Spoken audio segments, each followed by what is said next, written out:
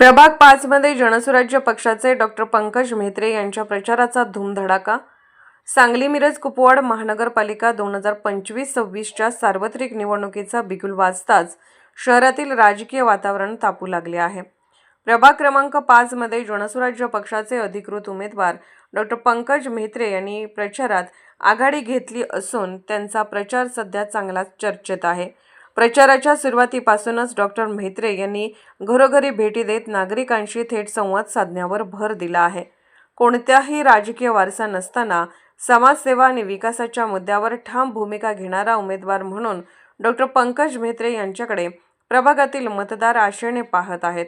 आरोग्य, पायाभूत सुविधा, स्वच्छता, रस्ते, पाणीपुरवठा तसेच नागरिकांच्या मूलभूत प्रश्नांसाठी अहोरात्र उपलब्ध राहणारा लोकप्रतिनिधी देण्याचे आश्वासन त्यांनी दिले आहे।